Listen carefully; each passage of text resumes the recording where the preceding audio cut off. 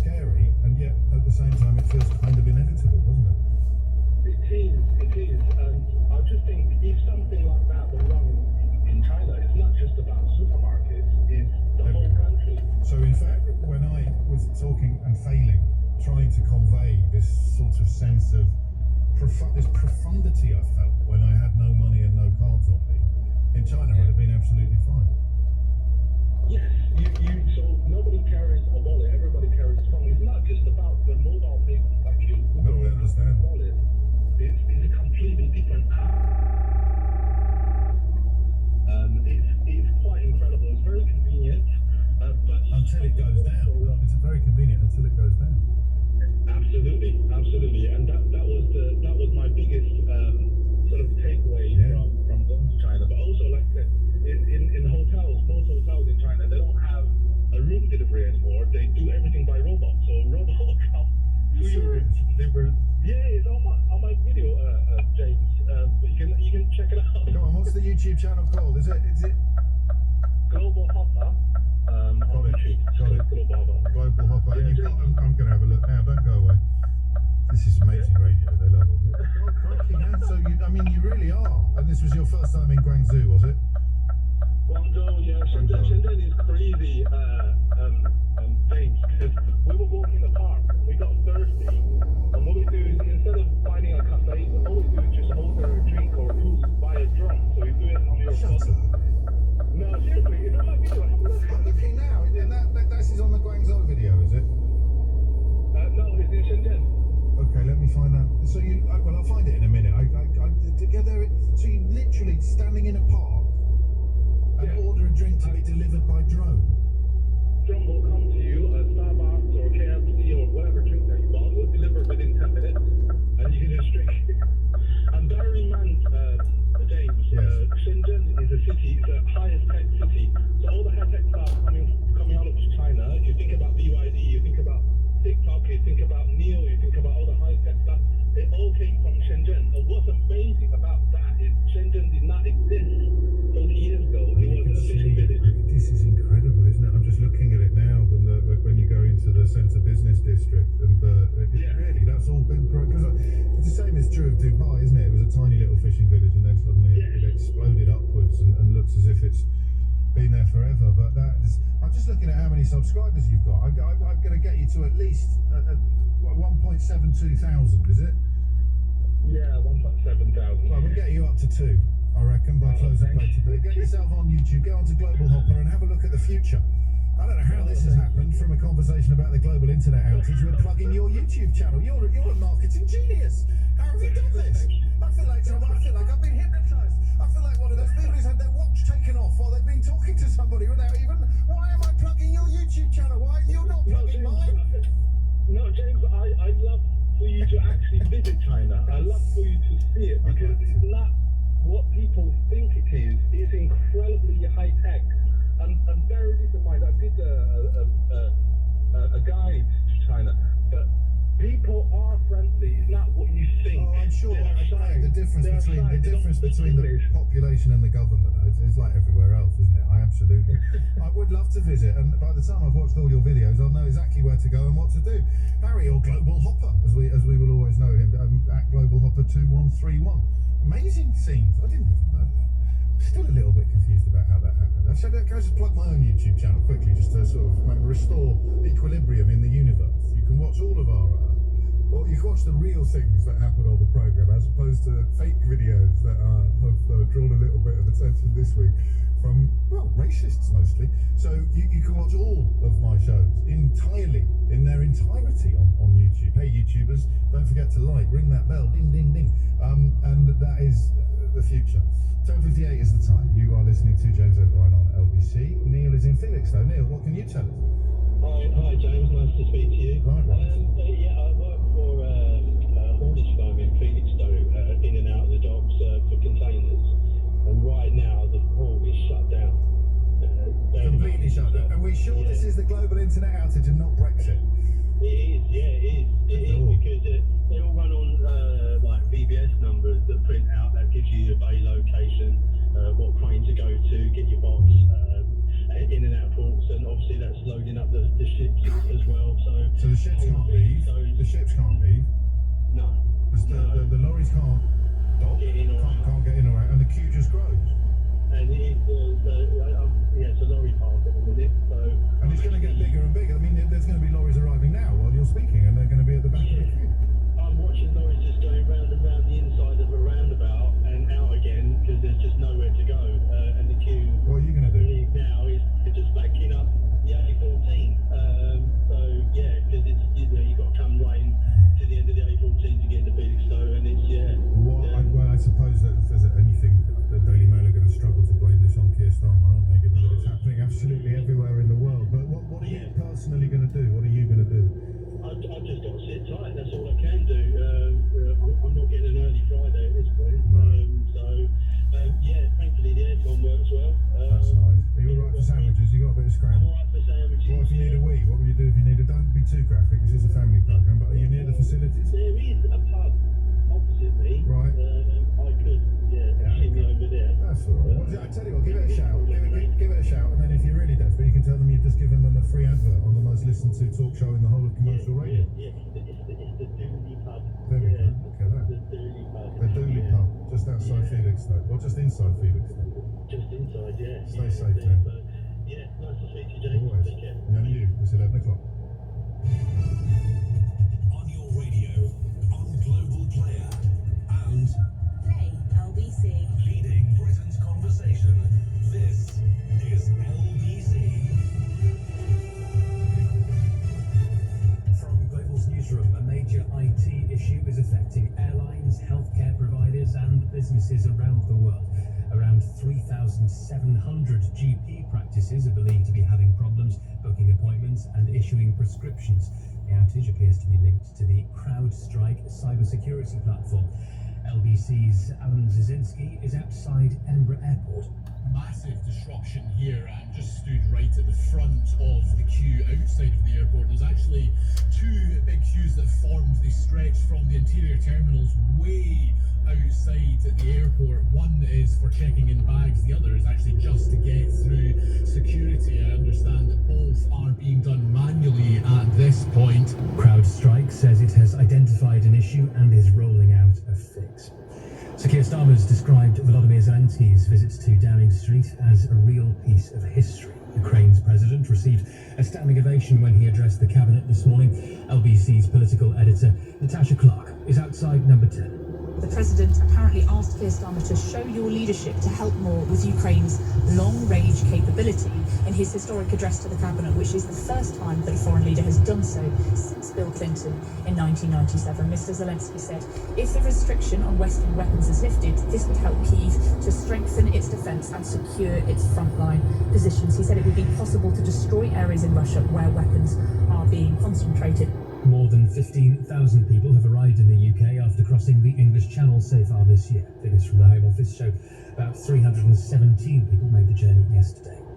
It's been suggested President Biden could drop his re-election bid as soon as this weekend. Barack Obama has reportedly voiced concerns about Mr. Biden's prospects of beating Donald Trump in November. Government debt remained at levels last seen in the 1960s. In June, figures show public sector net debt was at 99.5% of GDP. That's up by nearly 3 percentage points on a year earlier. In the city, a short time ago, the FTSE 100 was trading down 40 points at 81.64. The pound buys €1.18 and $1.29. LBC weather dry, hot and sunny, particularly in the southeast. Cloudy in Scotland and Northern Ireland, a high of 31 Celsius. From Global's newsroom for LBC, I'm Thomas Watts. With EE's big summer savers, you can get ultra-fast full fiber broadband. How fast is fast? Speeds of 150 megabits per second. What's that? It's 4 times faster than our standard fiber. Plus, it's powered by BT. So I can get in with my friends. Well, I stream the latest summer blockbuster. Yep, all for just $29.99 a month. And with no upfront costs. That's right. It's no wonder broadband switchers choose EE. Hurry, offer ends 22nd of August. Price increases on 31st of March each year by £3 a month. New customers, 24 months, 43.7% UK availability. Terms apply. This is LBC from Global, leading Britain's conversation with James O'Brien.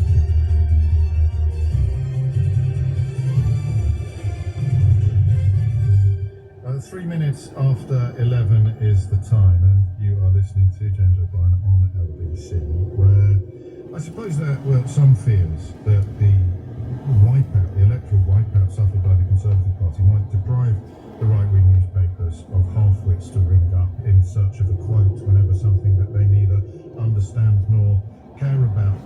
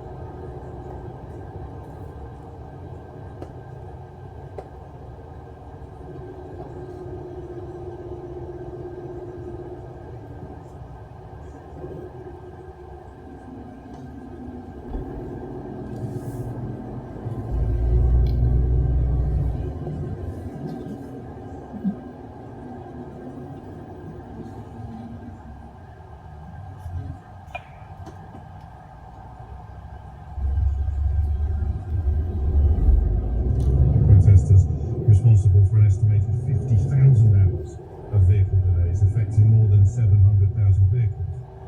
This is the claim. This is the claim.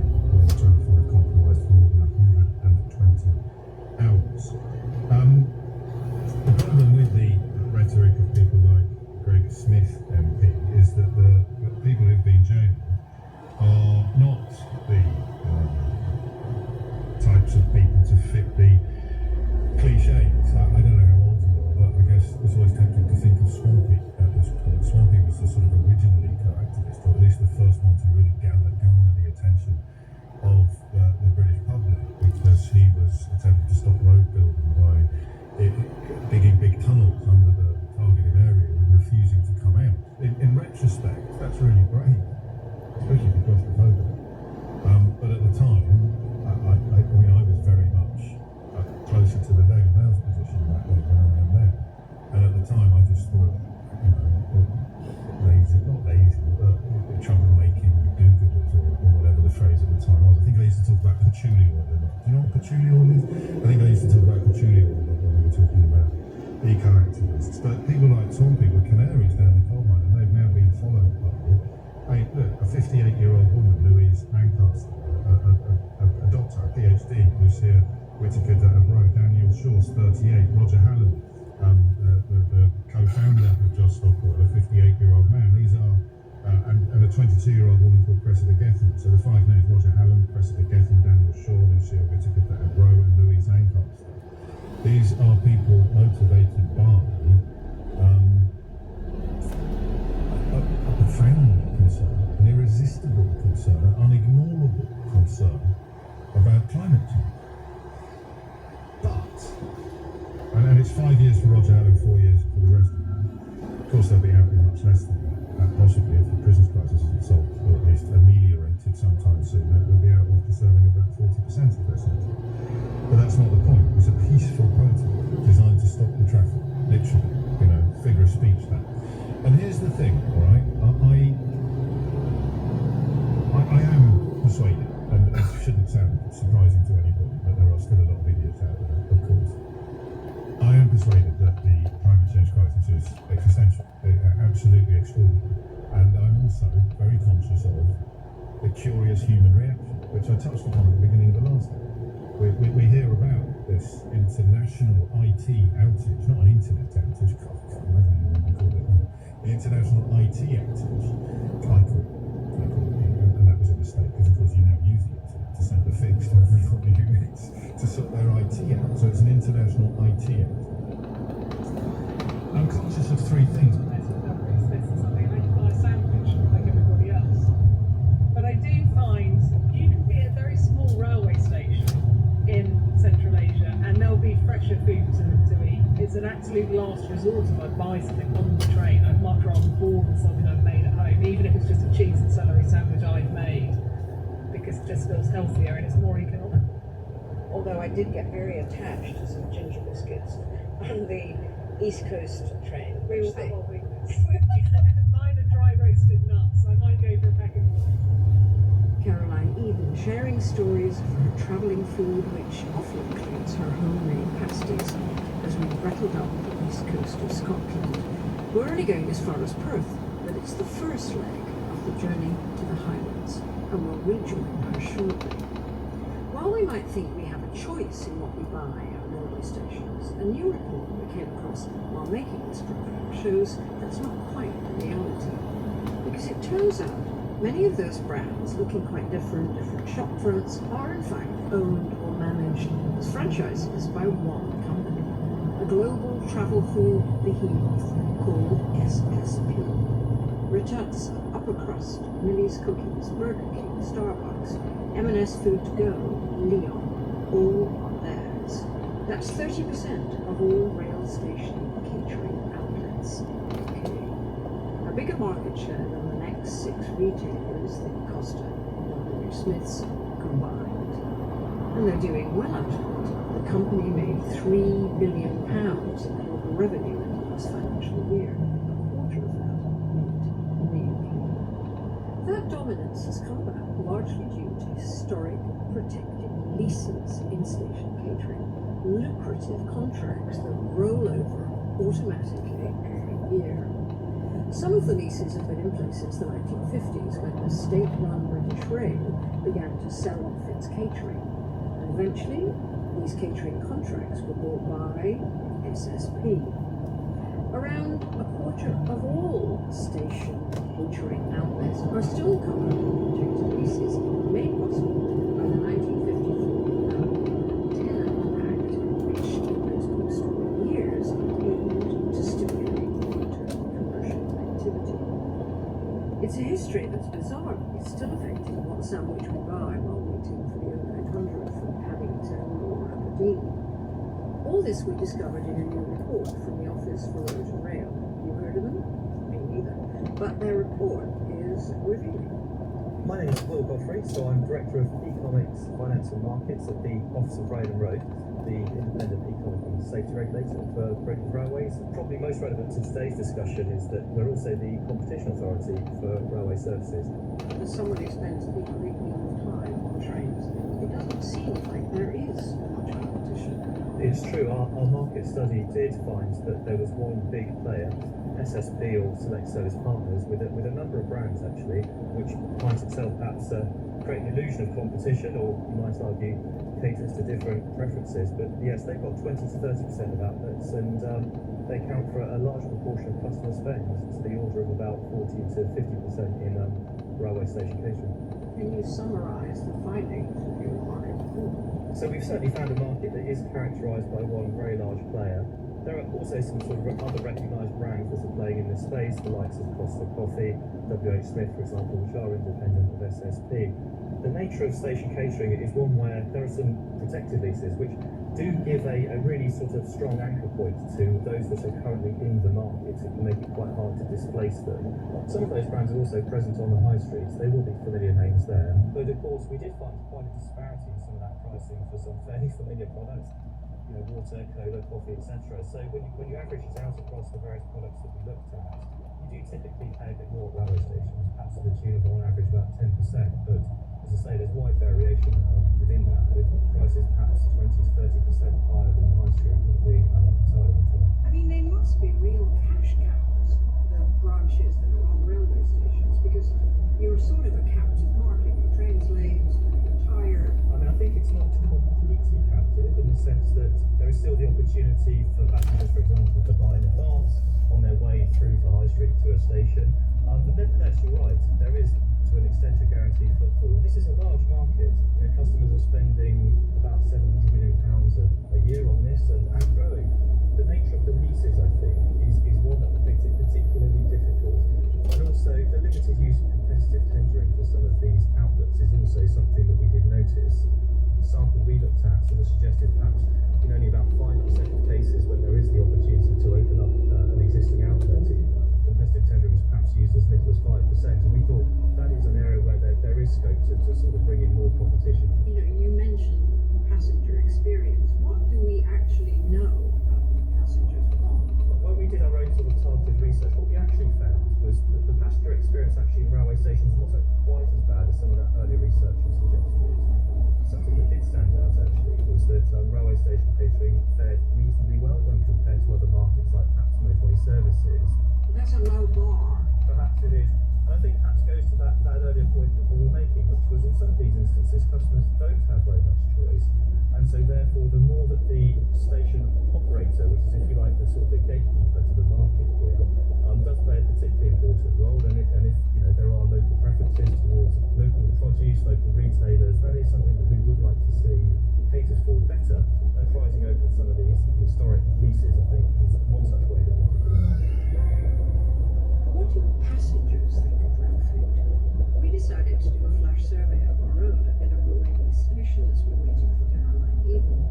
This might add a little colour to Will's rail catering report. We asked you a question. We just wondered about what you think, what's available. It's kind of expensive options.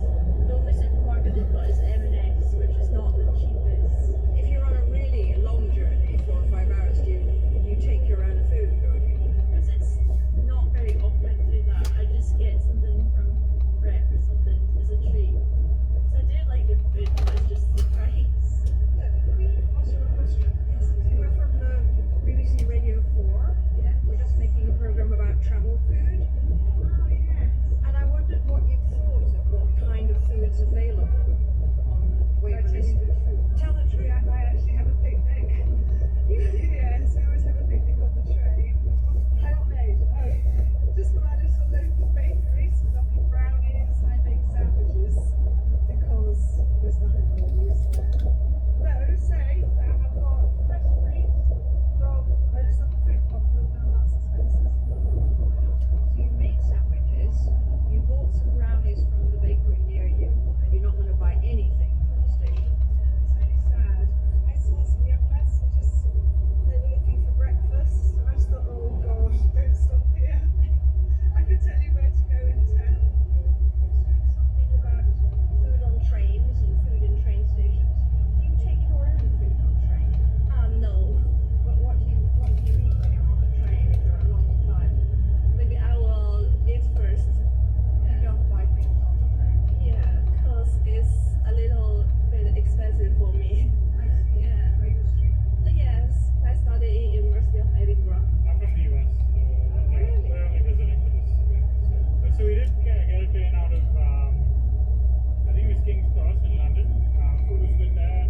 My wife's just gone to get some food here. But I think overall, food's a lot better in the UK than it is in the US.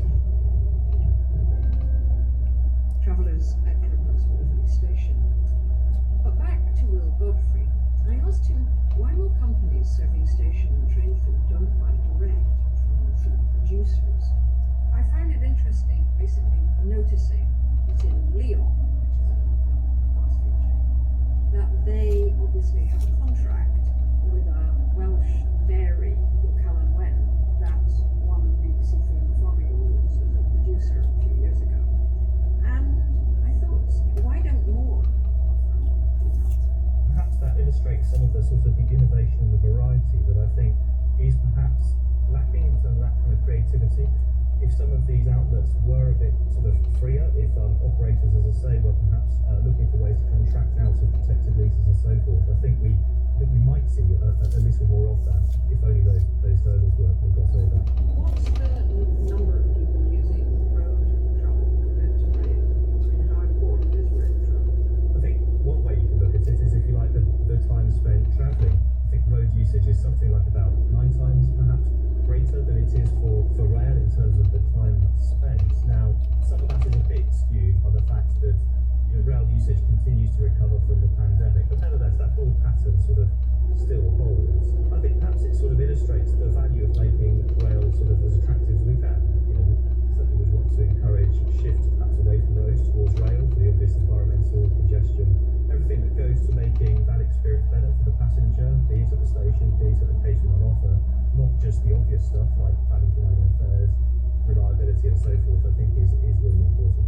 What do we know about the profitability of these long-held leases? Broadly, there wasn't a smoking gun which would say there is such egregious profitability being had here that we ought to be looking at that as a significant concern. But as I say, there's no question that prices are typically a bit high. Some of that could be explained by slightly higher costs, but nevertheless, obviously, the more those protected leases are in place, the more one would expect that does give some degree of pricing power to the companies that are there. That was Will Godfrey from the Office for Road and Rail, where railway catering is now definitely on the agenda. So, low competition, limited choice, high prices. What would those in the business say to those findings? SSP, a giant of global junk food we're just talking about, declined to talk to us but sent this statement. Prices inside the station reflect a different cost base due to the unique operating and commercial conditions of the rail environment. There's already a highly competitive process for all new contracts in the UK rail catering space. We'll continue to work with the ORR on widening the process to existing units. One of our focus areas is ensuring that customers have choice at their local station. We're investing heavily in this for a cafe local brand. We really wanted to speak to a big train company across country, LMER, which runs the majority of the UK's 2,500 stations, almost as the catering landlords, but mostly they weren't keen to talk. Their representative body, the Rail Delivery Group, said the industry will continue working with the Office for Road and Rail to deliver what customers and communities need at stations. Avanti, formerly Virgin Trains, wrote to us that they, quote, champion brilliant products made locally by small and medium businesses to support communities along their route. We'd be curious to hear from listeners who have experienced that kind of fun on Avanti trains. Network Rail, which runs the 20 biggest mainline stations, as well as owning the actual rail infrastructure in the UK, sent us this. Network Rail was keen to participate in this review and agree that healthy competition is vital in delivering good value to both customers and taxpayers. We do not offer new protected leases, and our strategy is to remove the remaining protected leases from our portfolio at the earliest opportunity. Govia Thames Link Railway, the biggest operator of rail stations with 235 under control, sent a statement from their commercial director, David Gorman. We advertise our empty retail units more widely. As a result, we have a wide range of independent retailers trading from our stations. There's plenty of competition out there. One of our recent vacancies attracted more than 65 applicants.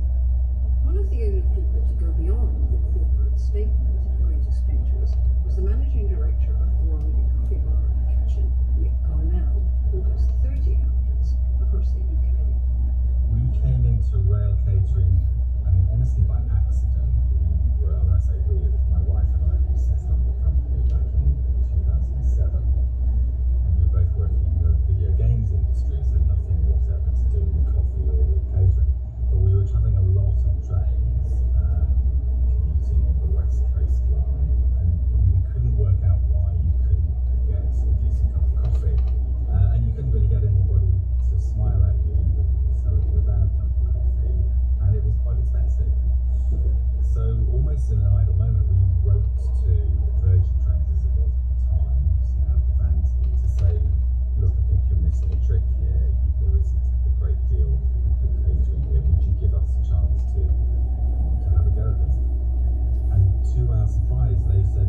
yes, we would. That's an interesting idea. And we agree with you, because what we hadn't really realised is that you go onto a big station and you look at the various retail units, catering units, but actually an awful lot of them are owned and operated by one company, that is Paul. And they are occupying prime sites in most of the stations. They've been there for a long time. They're on protected leases. And up until COVID, of course, things changed dramatically. Rail numbers have just been steadily and significantly increasing. So they literally have a captive market. And I think it's, I'm a competitor, so I wouldn't say this, wouldn't I? But I think it's fair to say they don't have to work very hard to sell to the people that are there. We did what's now called specialty coffee, that's the sort of industry jargon, sort of high-end, single origin coffee, on proper barista style machines, and a limited range of food because people are taking it onto a train, so you can't overcomplicate things. But we have fresh pastries which we bake every day, so pain au chocolat or croissant, whatever it may be, sandwiches, salads in season, etc., etc. And then try and stock a slightly different range of drinks, so it's not just bottles of Coke or Mars bars, because everybody's doing that, but something a little bit different. I wondered what it was like moving into rail catering from the outside. It's quite a strange world, railways, and I think it's probably maybe a little off-putting to somebody coming to it. I mean, we certainly took us a while to get to grips with it. We thought, well, we agreed terms on the site, as we quite quickly did with Virgin back in the early stages, to do some other locations. We'll plan it and we'll put in plans and we'll send shop fitters in, but actually we've got to go through an awful lot of hoops to get approval for anything. I can't speak for every rail operator, as I say, we work with 7 out of the 15. But we found them to be quite receptive. I mean, I think they're conscious that they've inherited this limited sort of competitive environment, and I think where they can, they are keen to see new people come in, but there are physical constraints about creating new retail units.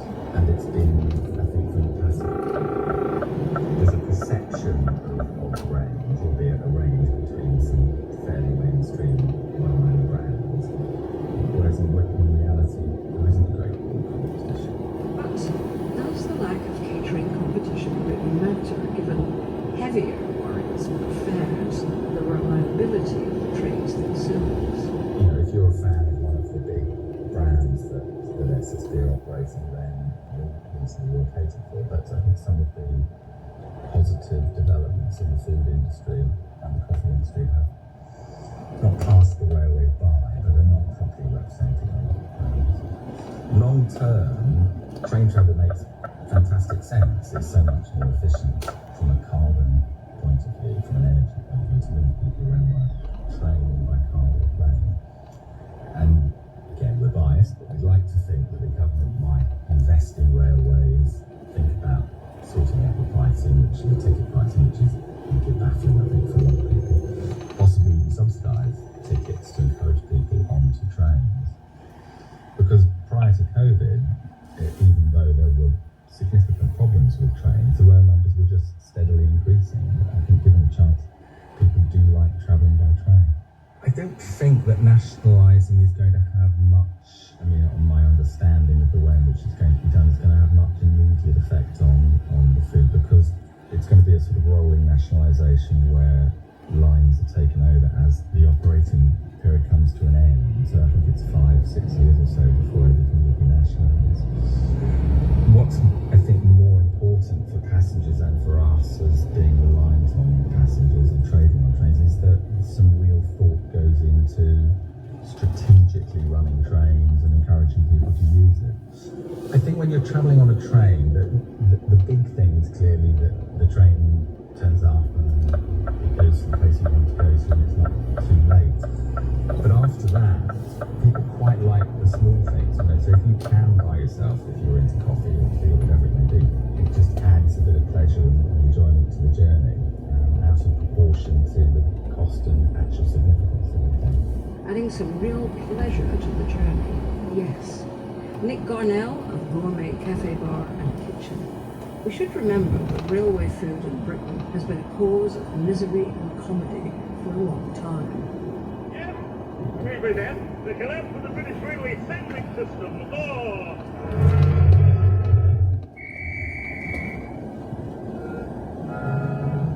I'm sorry, opens in hell. The hell that drives many a normal person insane. The hell that we Londoners know as Clapham Junction Tea Buffet.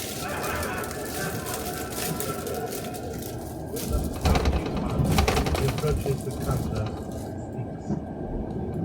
Can I have some service, miss? I want to complain about this sandwich. It tastes like muck.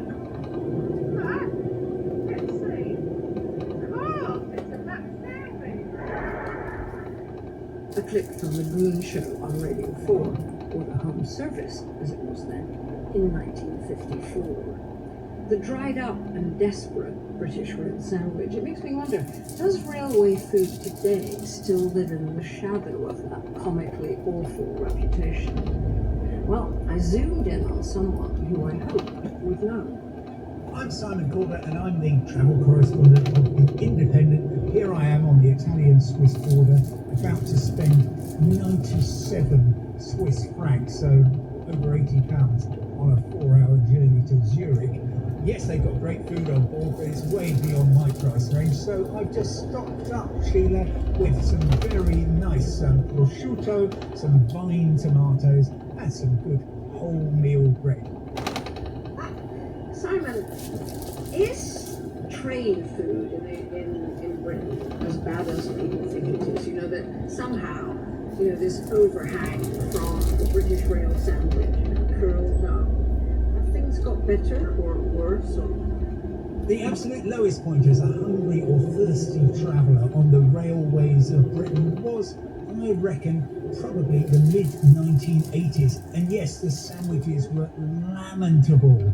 But you also had something called Klix, K-L-I-X, coffee, which was a tiny little plastic cup with a bit of pre-programmed coffee at the bottom. You get some tepid water poured on top of it, and that was your cup of coffee. So things are better than that, but we're still not in a great place. How would you sum up the changes you've seen as a travel correspondent on the food on trains, but also on train stations? As a travel correspondent, I have seen food disappear at a fair old rate from trains. It's absolutely the case that if you're a train operator, particularly on shorter routes, and you want to cut costs, then the way you are going to do that is by axing the catering staff. You're not even going to get a cup of tea on Southern now. You're not going to find one on South Western Railway, even though that goes as far as London to Exeter, the pretty way, and Chiltern Railways going between London and the Midlands. No catering on board those because, frankly, it doesn't pay. A new report by the Office of Road and Rail has found very limited choice and high prices due to the monopoly in rail station catering by that one big player, SSP. Do you have any thoughts on this and what it means for passengers? Lots of people haven't heard of SSP, no reason why you should have done, but when you go into lots of our big stations, and indeed some smaller stations, the chances are that all or most of the catering possibilities are run by a select service partner, this strange offspring of British Rail Travellers' Fare. This is an absolute cash cow. Of course, they got completely hammered during the COVID pandemic, but it earns lots of money for shareholders. It also earns, over £100 million a year for Network Rail and for the train operators, which goes a tiny way to reducing the terrible losses that we have on the railways. Now, a lot of the time, I find the choice in stations is fine. But for example, if you take Birmingham New Street, yeah, you've got all the usual suspects within the station. If you just nip out, you suddenly find yourself in the Grand Central Cafe, and there you can get some amazingly good British breakfast, for instance, and Middle Eastern specialities. It's a wonderful opportunity, and wherever you are, if you do a little bit of research, then you can probably find somewhere that is going to be a good alternative to what you've got in the stations, or indeed you buy all your stuff and take it on board. One of the thoughts we had travelling around on trains and making this program was that the mystery of the great rise in the rest of society of street food. Why aren't there more street food stalls in our railway stations? The railway station area is extremely well regulated. I know that from a fact because very often if I'm reporting on the latest disruption from outside a big station, I will literally be moved on by security because I'm just within this perimeter. And what happens within that perimeter is tightly controlled, and from the taxpayer and the passenger's point of view, that is probably a good thing to do, but it does mean you just do not get the choice that you might get. So that's why I'm encouraging enterprising chefs, people with food trucks, to be in the vicinity of railway stations, so that provides an alternative, provides some competition, because at the moment it's pretty much all sewn up. And as we know from transport, travel more widely, competition is great. It sharpens everybody and it benefits the traveller. Do you think that railways could be leaders in trying to encourage people to eat better? I think a lot could be done to remove the temptation to consume yet more junk food in the following way. Very often I will go into the many catering outlets at stations and I'll be encouraged not just to buy a kind of half-decent looking sandwich, but look, there's a meal deal and you can have a can of fizzy drink and you can have some crisps with it, and I'm thinking steady on, surely that's not being particularly responsible. Are there good examples we could learn from? While you are going across the Alps, you can dine extremely well, but the thing is, it's all jolly expensive. And I think there's only a couple of places that do catering on trains exceptionally well. The first one is India, partly because Indian Railways is, I think, the world's greatest transport enterprise. So you've also got the low cost of labour. So that means, yeah, you can get brought to your seat the most delicious food and that very special Indian tea. Simon, thank you very much. Have a good journey to Zurich. Bye. Simon Calder, reporting from the front lines of Europe's railways. Someone has to do. But there is one other country known for its outstanding train food. Moshi Moshi. My name is Yukari Sakamoto. My full-time job, or most of my work, is doing market tours in Tokyo. Whenever we're traveling, if it's first thing in the morning, in the afternoon, late at night, we always purchase an ekiben to enjoy while we're on the ride. And eki comes from station, and ben is short for bento, and bento are the portable lunch boxes. So it's part of the ritual of traveling. And so when we're on the train, you know, the ritual is you pull down the table in front of you. If you have a cloth, you could spread that out, make a little placemat. You set your bento out, usually have a drink that you purchase with it, and then it's fun. Most people will wait for the train to take off before they eat, so it's funny. A lot of times, as soon as the bullet train pulls off, you'll hear all over the car different people opening their cans of beer. But always after the train's taken off. It's not a written rule, but it's kind of like, this is part of our journey too. So what's fun about the ekiben is there are no rules. Every bento is different. Part of the fun of coming or traveling to new places is picking new bentos that are only available in those regions. It's fascinating that the Japanese are very good at trying to get a rainbow of colors in each meal. So, you know, we usually see 5 colors in a bento. So red, yellow, green, black, and white. And so white would usually be rice, black could be seaweed or some eggplant, a dark vegetable. Green is usually some type of green vegetable. Yellow could be eggs. And then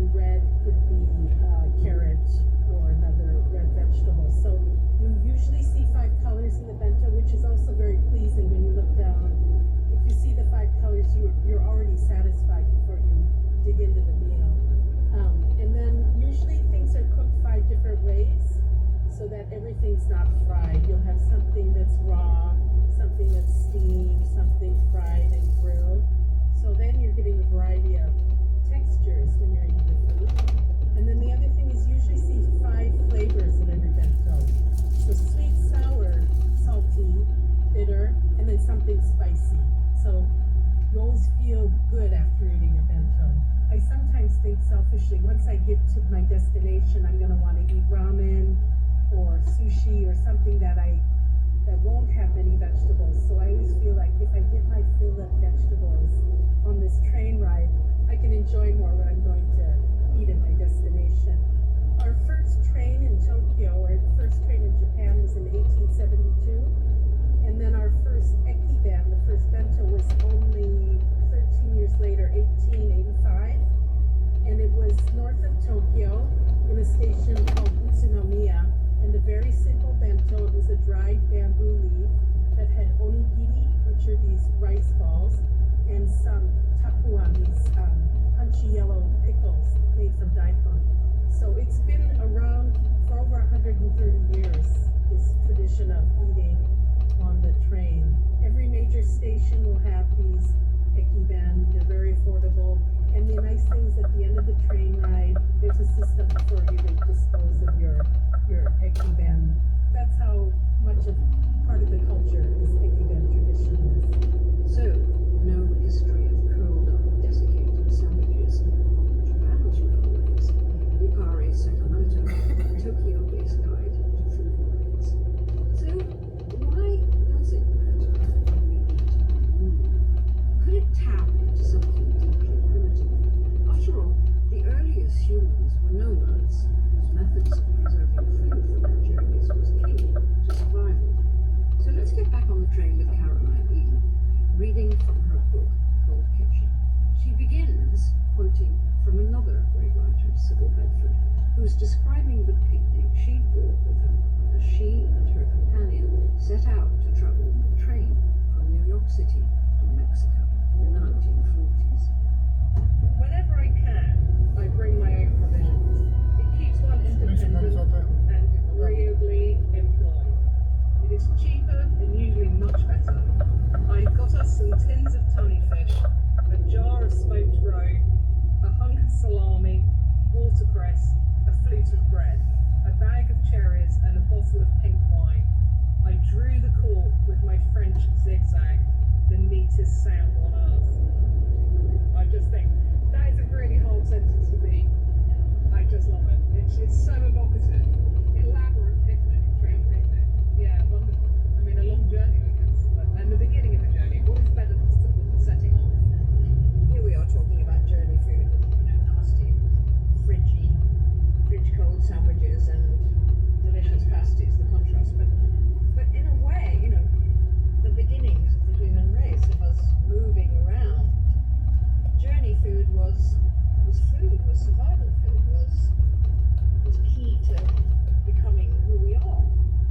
So in Central Asia, you have these great big pans called a kazan, big round pans where you can cook cloth, rice, meat, some onions or carrots. Obviously, you need to be a bit more certain to do that, but it's a food that travels quite well. I mean, the basics of peas. And this is how the Kazakh herdsmen would survive and how they could conquer lands, because they would live on something called kurat, which was the dried milk curds. They're like these salty balls. You'd find them everywhere in the capital, Bishkek, capital Kyrgyzstan, Bishkek, for example. People sell it crabs. Little hard balls. It's a very acquired taste. It's extremely salty.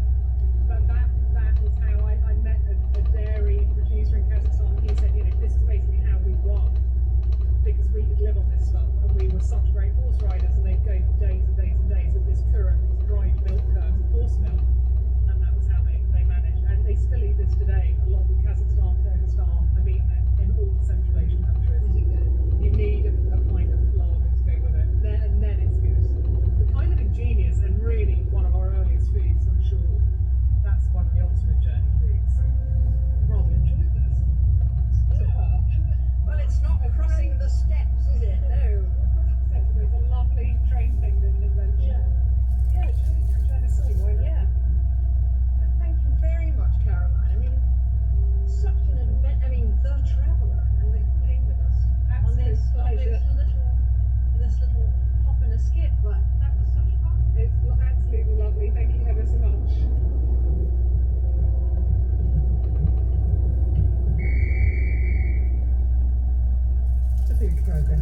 Presented by Sheila Dillon and produced by Nina Queen. It was a BBC audio production for Radio 4. Robin, in 15 seconds or less, can you sum up the new series of The Infinite Monkey Cage? Yes, I can. Do you want to learn how to win at every single board game you ever play? Do you want to know about alien life coming from Glastonbury? Do you want to know about the wonder of trees with Judi Dench, about the volatility of gas? And do you also want to know about the unexpected history of science with Rufus Hound and others at the Royal Society? The Infinite Monkey Cage with me, Brian Cox. Me, Robin Ince. Now at the new time of Thursday mornings at 11 on Radio 4 and BBC Sounds. I don't think I can stop speaking at this speed now. It's really annoying. Now on Radio 4, India Rakisson explores what it is to be a mother in today's episode of Child.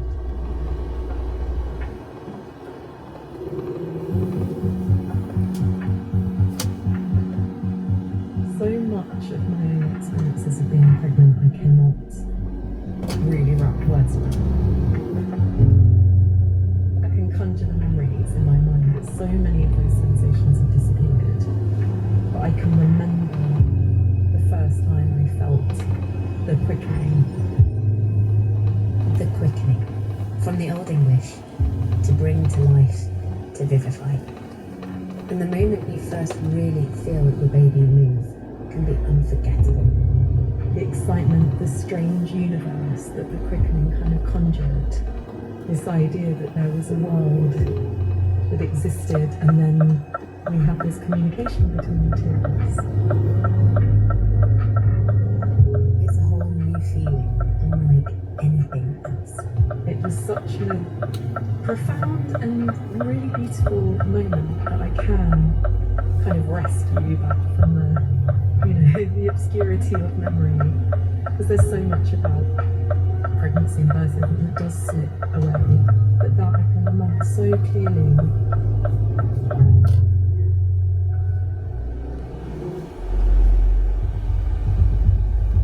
From around 16 weeks, sometimes later, sometimes earlier, those first movements, a wriggle, a squirm, a push, might be felt. At 16 weeks, the fetus is still tiny. It's about 10 centimetres long and weighs just over 100 grams. But even so, the senses are coming online. It will just about be able to hear the sound of its mother's heartbeat, her digestive system. It might be able to detect bright light through its closed eyelids. And it moves. And much as we try, that feeling kind of defies description. Flutters, bubbles, butterflies. Author and historian Dr. Eleanor Claypool is currently writing a book uncovering the history of motherhood and maternal care. How have fetal movements then not just been interesting to people, but actually kind of crucial, like a really crucial moment in their lives? It was in the 17th century, one of the only ways to determine whether a woman was pregnant. And this is the era when male physicians are trying to document, analyse, own every single possible bit of knowledge about pregnancy and birth that they could. You might have heard of the rise of doctors or man midwives in the usually all-women birthing room, or the sidelining of midwifery in the 17th century. It's something we'll come back to in the series, because it did impact birth. Part of the tussle was over knowledge, accessing the secrets of womankind. What that sensation gave women in terms of their identity, my body is doing this. It's a role that I will be taking. It's a relationship between me and this life that's building within me. I'm India Rakisson, and from BBC Radio 4, this is Child, Episode 5, Birth of a Mother. So, a new life, a new role, and there is a word for it. Before I saw the word matrescence, I was repressing the sense that I had that there was a significant metamorphosis that had happened to me. Lucy Jones is a science journalist, writer, and author of Matrescence, a radical and thorough examination of the transition to motherhood. This word, matrescence, it's an anthropological term coined by Dana Raphael in the mid-70s, and Lucy argues it could be an important word for all of us. So instead of kind of internalizing that as something shameful or in my imagination or an overreaction or a kind of disordered way of responding to motherhood, Instead, I think it gave me the confidence to start to explore what it really means to go through matrescence. Lucy went looking for stories of motherhood to ground her, to identify with. But I couldn't find anything about how wild and gnarly and messy and kind of punk it felt to me. She could, however, find those stories in nature. Stories of caterpillars dissolving completely to goo but retaining their memories when they emerge as butterflies. Volcanoes carving change, shared mothering in foxes and bats. The fact that everywhere in our world is process and change, whereas in our culture we're told to stay the same and to get young and the same type of woman for our lives. So how do we view mothers? All giving, always kind, always patient, probably self-sacrificial but not too attached. Very idealised and unreal. I think probably influenced a lot by my Christian upbringing and the pictures we had up of Mary and Jesus, and a kind of very calm, chilled person. Here she is, arguably one of the world's most famous and venerated maternal figures. The Virgin Mary, Mother of God, the Madonna. One of the most known about, discussed, mythologized, represented mothers and pregnancies. Picturing all those many little girls who sat on stages in primary schools holding dolls and being the Virgin Mary. I was one of them. Were you? Yes, I remember it being like the highest honour that could be bestowed in a Syrian primary school on a girl child. It was the highest honour. I was a page boy and had to stand up behind a very tall king. Anyway, the Nativity. At its heart, the Nativity story is simple. So, her conception was a miracle. Her pregnancy was divine, and it was clean and it was pure. And the birth was achieved with no pain, with no blood. So she was a representation of an epitome of motherhood that was achieved without any mess, the blood, the sin, the sexuality, and importantly the agency and autonomy and labour of a human woman. I've actually never thought about it that way. I've never thought about it as a kind of a missed opportunity. They could have really lent in to the physiology, the biology. They could have celebrated the blood of birth. They could have honoured, celebrated, championed women's bodies, women's agency, but instead they got rid of every aspect of that and created this essentially patriarchal fantasy. And this unattainable vision of a mother, Eleanor argues, has been used in different ways through time to set ideals for what a mother should be. I think this is a really interesting point in history around ideas about natural motherhood. Natural motherhood is something we see rising up in the 15th and 16th century, which was also the time of the early modern witch trials. If we think about the way that unnatural or unconventional forms of womanhood were often punished or penalised in this cultural climate. So she's unmarried, she's sexual, she's independent, she's loud, she speaks for herself, she has her own property. These are all these kind of qualities, often of independence, sexual liberation that were feared.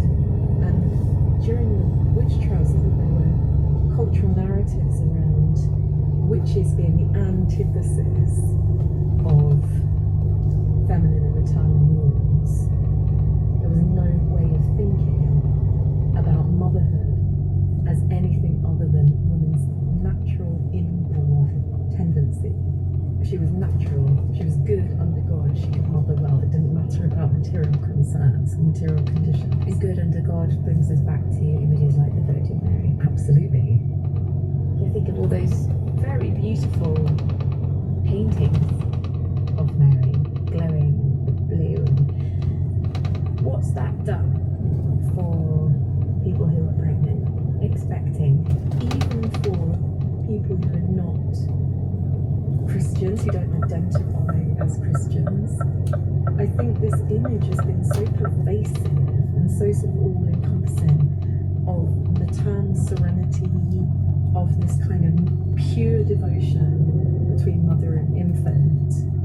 And I think that this has had a really destructive impact on our preparedness, not just to celebrate, but to even think about and talk about the real physiology of being pregnant and giving birth.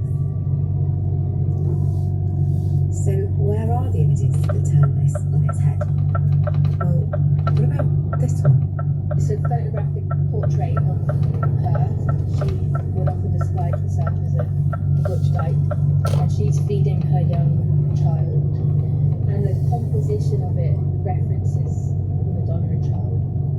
The artist, Catherine Opie, is seated topless. She gazes down at her child, red drapery in the background. The picture's called Nursing Self-Portrait, and it's exactly the sort of image that artist Jen Conway was searching for, along with her friend and collaborator Jessie Young. Hello both, how are you? We're good, we're both very calm. It's stupid. Together, they are Conway and Young. Formed in 2006, they are activists, designers and lecturers working on social, civic and political projects. They know each other very well, often finish each other's sentences, and neither of them could see themselves represented in images of motherhood. And feeling like sort of isolated by that, and feeling like it wasn't something for us. What were you not seeing, Jen? For me, it was like queer representations. Yeah, I particularly found that really isolating. I think I've always wanted to be a parent, but it just felt like it wasn't for me. And so they decided to hunt down those examples and have created an ever-changing board of text and images they call M-Other. In acid yellow paper, pinned up behind them, are examples like a family tree of drag mothers, experienced drag queens who lead and guide younger queens and in turn the people they have mothered. And that's by William Devlin. And a photo series called Trisha by trans femme artist Vivek Shraya on becoming her own mother. A series of paired photographs, one of Vivek's mother when she was younger, next to an image of her recreating the pose and environment of her mother. And of course, Nursing Self-Portrait, the 2004 photograph by Catherine Opie. And over her chest, you can see the ghost of the word pervert, which is a scar from another performance project that she did, where she carved the word pervert into her body. A word that has long been used as a term of abuse for LGBTQ people.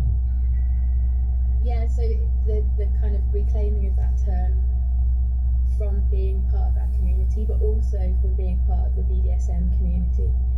And this sort of juxtaposition of a butch dyke who's into BDSM, who has a baby and is sort of angelically feeding her child. It's amazing. What do you think narrow confines or restricted or limited images of mothers does to all mothers? What's the impact of that?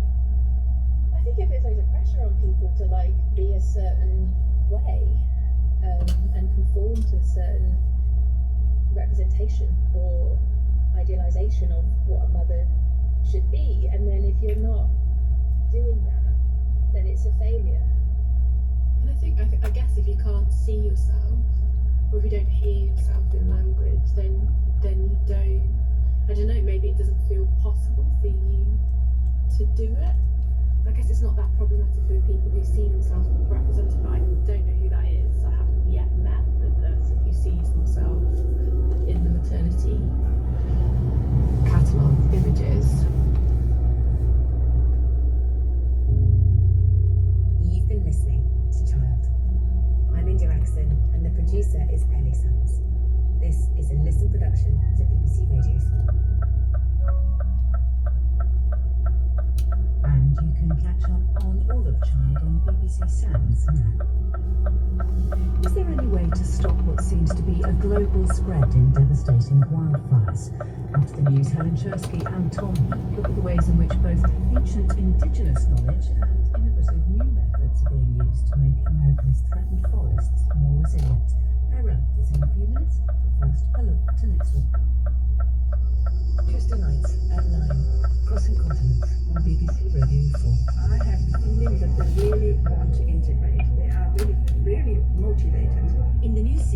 will be examined.